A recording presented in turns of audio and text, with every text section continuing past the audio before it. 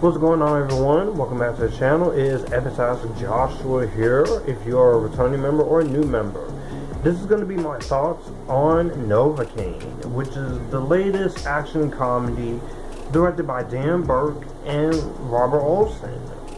Which this is my first time hearing these guys. This is starring Jack Quaid, Midthunder, Nicholson, Betty Gabriel, and Jacob Batalon. The premise of this movie is that we find a man who turns his inability to feel pain into an unexpected advantage as he fights a bunch of thugs to get back the girl of his dreams. I was curious about this to see how it would go. I did not see a trailer for this. I went in completely blind. And going into this completely blind actually really helped my experience. Because it was best for me not to see a trailer or such, because I didn't really want to see a lot anything trailer wise. I just wanted to go in and give it a fair chance I think it really deserved. And having seen this movie, this is going to go down as another one, kind of my favorite movies of the year, but we're only in March, and I want to see what other movies we have coming, like Life of Chuck, and also The Assessment, and also My Guy in Blue. But going into the positives of the movie is that I will say Jack Quaid is on 2 for 2 this year.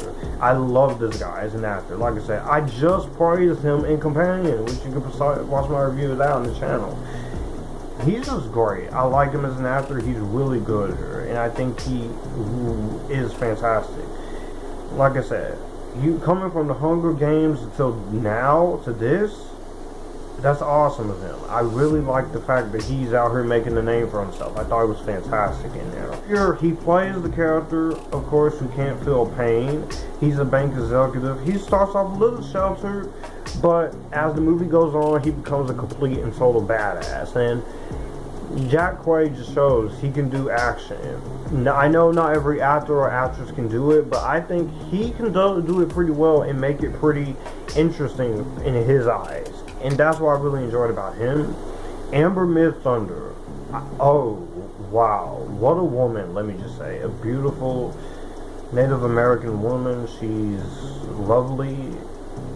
And also, she's just a very beautiful actress. But I'll just say this when it comes to her. I've really been liking her. I haven't seen everything she's done, but I remember she was in the originals, and then she had Legion, and I know she's in Avatar: The Last Airbender, the show.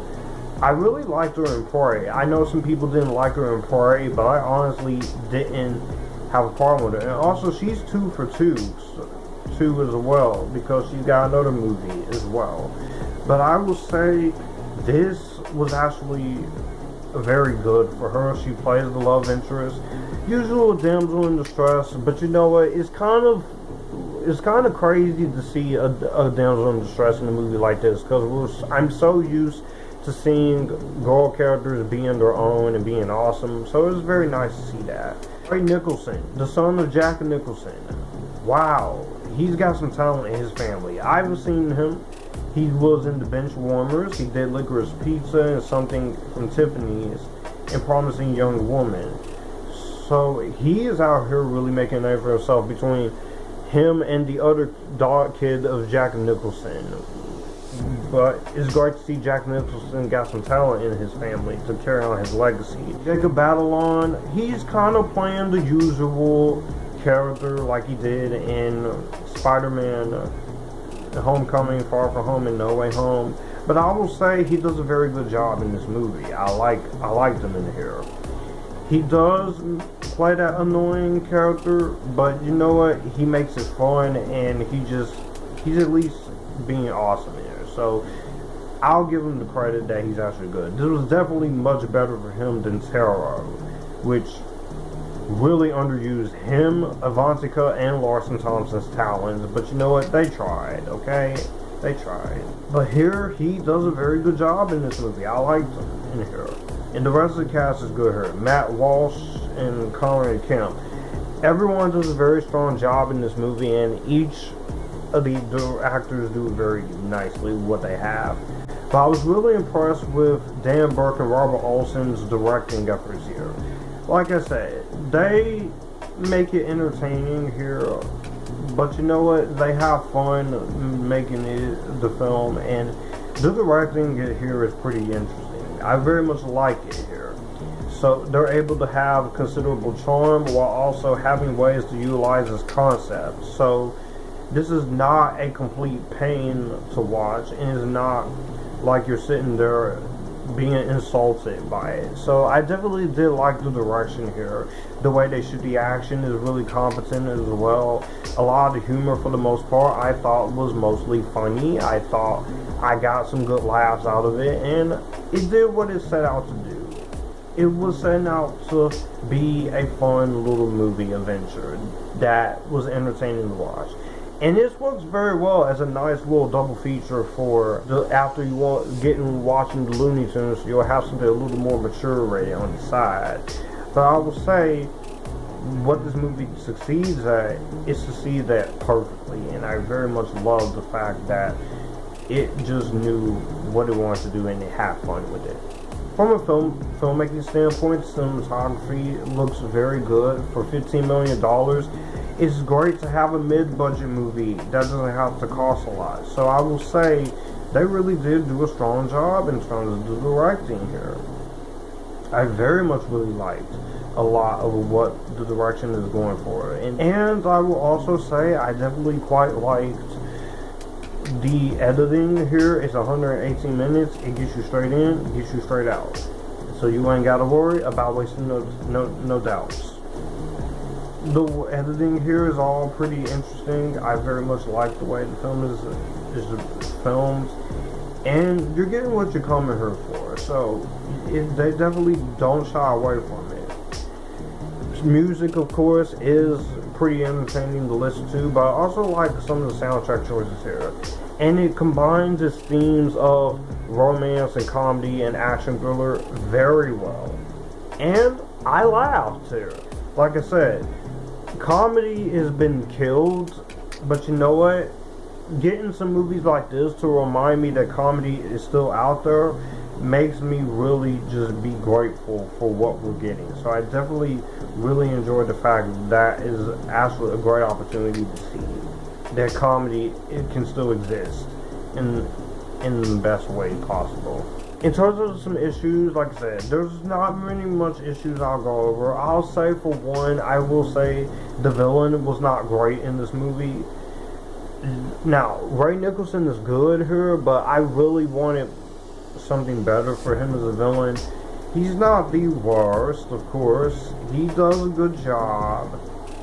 But I will say, I think the way the movie uses him could have had a lot more to him.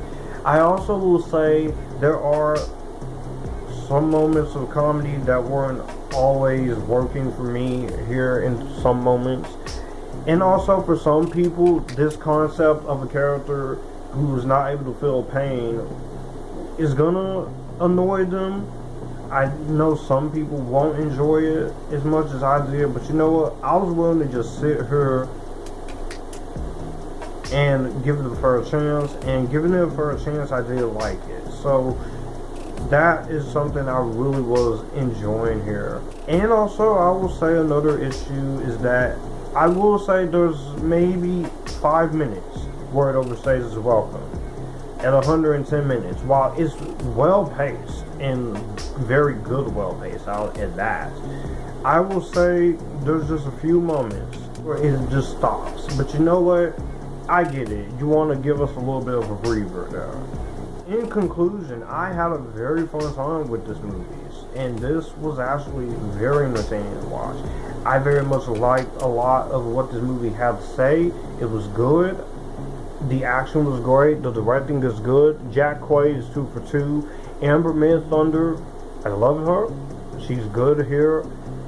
This is definitely worth a shot. Definitely go see this weekend with this and Looney Tunes, because it's great to see some mid-budget movies like this still out there existing. And when people say Hollywood doesn't take chances on mid-budget movies anymore, You tell them I say this. Bull crap. Because this proves you can still take a chance on mid-budget movies and still have your horror movies and your superhero movies and sequels and remakes.